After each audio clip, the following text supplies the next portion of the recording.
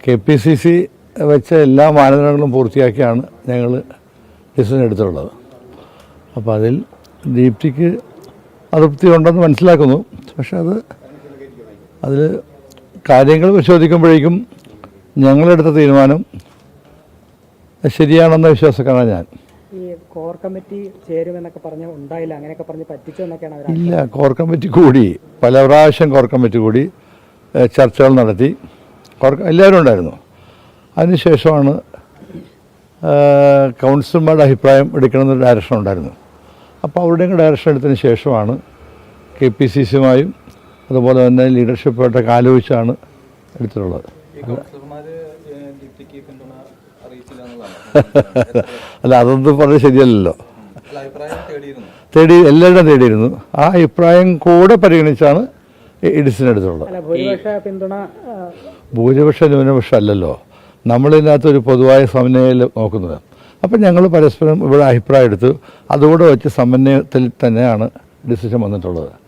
ഈ അജയ് തറയിൽ പറയുന്നത് ഗ്രൂപ്പ് മാനേജർമാർ കൗൺസിലർമാരെ ഭീഷണിപ്പെടുത്തി തലേദിവസം നടന്ന കാളരാത്രിയാണ്. അത് അദ്ദേഹത്തിൻ്റെ അഭിപ്രായമാണ്. അത് ശരിയല്ലെന്നാമത്തെ എനിക്ക് പറയാറുള്ളൂ. അങ്ങനെ ആരും ഭീഷണിപ്പെടുത്തിയിട്ടില്ല. എല്ലാവരും സ്വന്തമുള്ളവരല്ലേ. കുറേ പേര് പഴയ ആൾക്കാരാണ്. വന്നിരിക്കുന്ന വനിതകളൊക്കെ വളരെ ക്വാളിഫൈഡ് ആണ്. അവർക്ക് അവരുടെ അഭിപ്രായമുള്ളവരാണ്. അപ്പോൾ അവരവരുടെ അഭിപ്രായം പറഞ്ഞു. അതുമാത്രമല്ല, ഈ KPCCയുടെ വേറെ പരിഗണന പറഞ്ഞിട്ടുണ്ടല്ലോ. അപ്പോൾ അതെല്ലാം കൂടെ എടുത്താണ് ഡിസിഷൻ എടുത്തിട്ടുള്ളത്. അതുകൊണ്ട് പരിഭവങ്ങൾ ഉണ്ടാവാം. പക്ഷെ അതൊക്കെ പാർട്ടിയുടെ ഒരു വലിയ ഉത്തരവാദിത്തം ഏറ്റെടുക്കുന്ന അവസരത്തിൽ അവരിവിടെ ചിന്തിക്കണമെന്ന് മാത്രമേ എനിക്ക് അഭ്യർത്ഥിക്കാനുള്ളൂ. ഒരാളുടെ അനീതി കാണിച്ചെന്ന വിശ്വാസം എനിക്കില്ല. എല്ലാവരും നീതി കാണിച്ചിട്ടുണ്ട്. ഇനിയിപ്പോൾ കമ്മിറ്റീസ് വരാൻ പോകുന്നു. അതിലും തീർച്ചയായിട്ടും ഒരു മാനദണ്ഡം അനുസരിച്ച് അത് ആ കമ്മിറ്റിയൊക്കെ വരുള്ളൂ.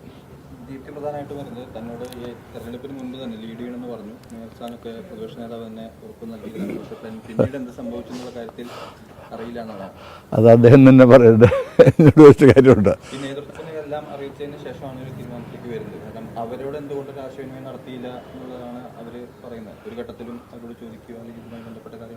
ഞാൻ മനസ്സിലാക്കിയെടുത്തുള്ളത് ഞങ്ങൾ ഒരുമിച്ചുള്ള കമ്മിറ്റി സംസാരിച്ചിട്ടുണ്ട്. എന്നോട് DC പ്രസിഡന്റ് പറഞ്ഞത് എല്ലാവരും ആലോചിച്ചെന്ന് തന്നെ പറഞ്ഞത്. ഗ്രൂപ്പുകളുടെ അതിപ്രസരം ഉണ്ടായിട്ടില്ല. ഇല്ല, ഉണ്ടായിട്ടില്ലെന്ന് എന്നറിയാം. ഒന്ന് ഗ്രൂപ്പ് ഇപ്പോൾ വലിയ പ്രസക്തി ഇല്ലല്ലോ. ഗ്രൂപ്പുകൾക്ക് പ്രസക്തി ഇല്ലെന്ന് എൻ്റെ അഭിപ്രായം. പക്ഷേ അതിൽ ഒരുമിച്ച് വന്ന ജയമല്ലേ ഇത്. ഇത്രയും വലിയ ഗ്ലാമർ ജയം ഉണ്ടായതിനു ശേഷം അതൊരു കല്ലടിക്കുന്നത് ശരിയല്ലല്ലോ. ഒരുമിച്ച് എല്ലാവരും ഒരുമിച്ചിരിക്കേണ്ടതാണ്. എല്ലാവരുടെ താല്പര്യം സംരക്ഷിക്കപ്പെടും.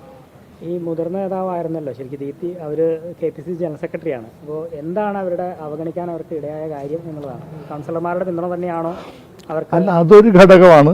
പിന്നെ മറ്റു പല ഘടകവും വരുമല്ലോ അതിനകത്ത്. പല ഘടകങ്ങളുണ്ട്. അതിലൊരു ഘടകം തീർച്ചയായിട്ടും കൗൺസിലർമാരുടെ അഭിപ്രായം തന്നെയാണ്. അത് പ്രയറ്റ് കൊടുക്കാതെ പറ്റില്ലല്ലോ. പക്ഷേ ജയിച്ചു വന്നത് പുതിയ ആൾക്കാർ മാത്രമല്ല, പഴയ കൗൺസിലിലെ ആൾക്കാരുണ്ട്. പലരും ജനറൽ സീറ്റ് ജയിച്ചവരുണ്ട്. അപ്പോൾ എല്ലാവരുടെയും കൂടെ അഭിപ്രായത്തിന് നമുക്ക് വില കൊടുക്കാൻ പറ്റുള്ളൂ. അപ്പോൾ കൗൺസിലർമാരുടെ അഭിപ്രായത്തിന് വില കൊടുത്തിട്ടുണ്ട്. അതുപോലെ കൺസൾട്ടേഷൻ നടത്തുന്ന വിവിധ തലങ്ങളിൽ. അതിൻ്റെ ആയിട്ടുള്ള ഔട്ട്കമാണ് ഈ തീരുമാനം എന്നാണ് എൻ്റെ വിശ്വാസം. അത് ഏറെക്കുറെ എല്ലാവരും ആക്സെപ്റ്റ് ചെയ്തിരിക്കുകയാണ് ഈ തീരുമാനം. ദീപ്തിയുടെ പ്രധാന ആക്ഷേപം KPCC നിർദ്ദേശിച്ച മാനദണ്ഡങ്ങളൊന്നും പാലിച്ചില്ല. പ്രത്യേകിച്ച് ഒരു സീനിയർ നേതാവിനെ പരിഗണിക്കണം, അതോടൊപ്പം തന്നെ തർക്കമുണ്ടെങ്കിൽ ഒരു KPCC നിരീക്ഷകൻ എത്തണം എന്നൊക്കെ പറഞ്ഞു. പക്ഷെ അതൊന്നും പരിഗണിക്കാതെ DCC ഒരു ഏകപക്ഷീയമായ തീരുമാനത്തിലേക്ക് പോയി എന്നുള്ളതാണ് അവർ പറയുന്നത്. അത് ശരിയാണ്. അത് അവരുടെ വിശ്വാസമാണ്. അവരുടെ ഒരു വിഷമം കൊണ്ട് പറയുന്നതായിരിക്കും. പക്ഷേ തീർച്ചയായിട്ടും KPCC പരാതി കൊടുത്തതെന്ന് ഞാൻ അറിയുന്നു. എന്നോട് പറഞ്ഞിട്ടില്ല, അറിയുന്നു.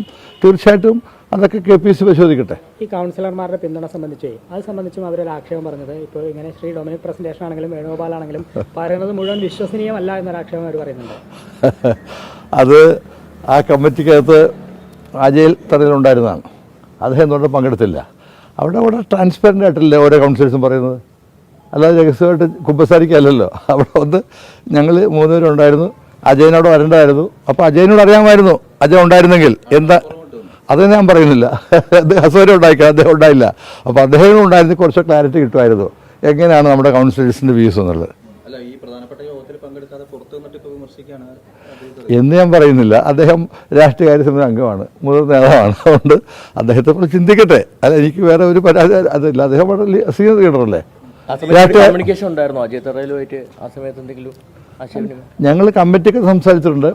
അതിനുശേഷം DCC പ്രസിഡന്റ് കോർഡിനേറ്റ് ചെയ്യുന്നത് അദ്ദേഹം കോർഡിനേറ്റ് ചെയ്യുന്നതാണ് എൻ്റെ വിശ്വാസം. ഇപ്പോൾ ലീഗുമായിട്ട് സംസാരിക്കാൻ പോവാണ്.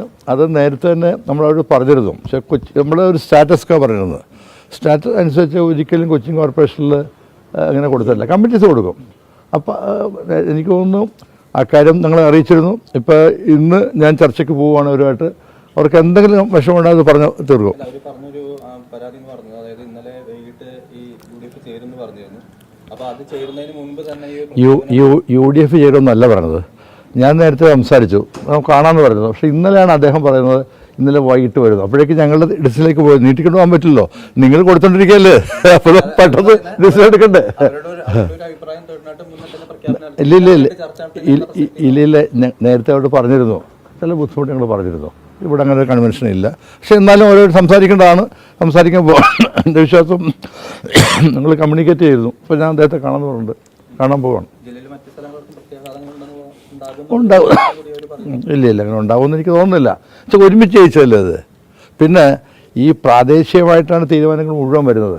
അപ്പോൾ അവിടെ ജയിച്ചു വന്നവർക്ക് ഇത് മര്യാദ കൊണ്ടുപോകണമെന്നല്ലേ ആഗ്രഹമുള്ളൂ.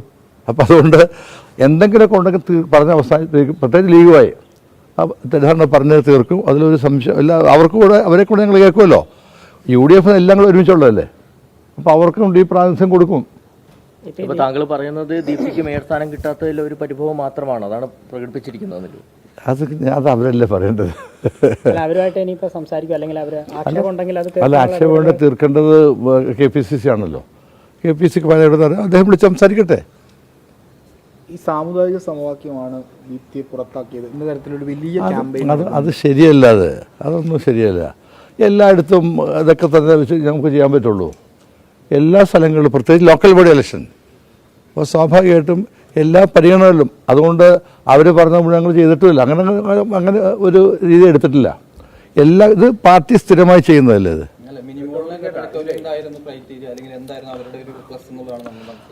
അല്ല, അവർ 4 പ്രാവശ്യം കൗൺസിൽ അംഗമായിരുന്നു. മറ്റേ വിമൻസ് കോൺഗ്രസിൻ്റെ സംസ്ഥാന വൈസ് പ്രസിഡൻ്റാണ്. അപ്പോൾ സ്വാഭാവികമായിട്ടും അതും കൂടെ ഒക്കെ പരിഗണിക്കുമല്ലോ. ദീപ്തിയുടെ പല പരാമർശങ്ങളും നേതൃത്വത്തെ ഡൊമിനിക്കേട്ടൻ അടക്കമുള്ള ആളുകളെ പ്രതിക്കൂട്ടിൽ നിർത്തുന്ന പരാമർശമാണ് വന്നുകൊണ്ടിരിക്കുന്നത്. ഒന്നല്ലെങ്കിൽ ദീപ്തി സംയമനം പാലിക്കേണ്ടതായിരുന്നില്ല. ഇതെന്താ ഇത് നിങ്ങൾക്ക് മനസ്സിലാക്കാൻ കഴിയും? ഒരു മുതിർന്ന നേതാവാണ്. അത് നിങ്ങൾ ദീപ്തിയോട് ചോദിക്കുക, അത്രേ പറയുന്നുള്ളൂ. ദീപ്തി നിങ്ങളടക്കം പ്രതിക്കൂട്ടിലാക്കിയെന്ന് തോന്നുന്നുണ്ടോ ആ പരാമർശങ്ങൾ? ഇല്ല, അങ്ങനെ ഒരു ബോധ്യം എനിക്കില്ല. ദീപ്തിക്ക് പരാതി കൊണ്ട് ദീപ്തി പറഞ്ഞു, അതിലും തെറ്റില്ല. ഇനി ദീപ്തി ചെയ്യേണ്ടത് KPCC പ്രസിഡന്റുമായിട്ട് അവർ ജനറൽ സെക്രട്ടറി അല്ലേ, KPCC പ്രസിഡന്റ് പ്രതിപക്ഷനെ കണ്ട് സംസാരിക്കുക, അതല്ലേ പറ്റുള്ളൂ. ഇതിപ്പോൾ വലിയ വിജയമല്ലേ, ഒരു മികച്ച വിജയമാണ്. അപ്പോൾ അതിനുശേഷം ഇതൊക്കെ ഇത്തരത്തിലുള്ള കല്ലുകടിയൊക്കെ ഒഴിവാക്കാൻ ഉണ്ടാകാൻ പാടില്ലാത്തതാണ്. ഞാൻ പറഞ്ഞത് അങ്ങനെ ആരും ഉണ്ടാക്കിയതല്ലല്ലോ. ഈ ആഗ്രഹങ്ങൾ എല്ലാവർക്കും വരും, പക്ഷേ തീരുമാനമൊന്നുമല്ലേ വരുള്ളൂ. അപ്പോൾ അതുകൊണ്ട് അഡ്ജസ്റ്റ് ചെയ്ത് പോകുക എന്ന് മാത്രമേ എനിക്ക് അഭ്യർത്ഥിക്കാനുള്ളൂ. തർക്കമൊക്കെ മിക്കവാറും കഴിഞ്ഞല്ലോ.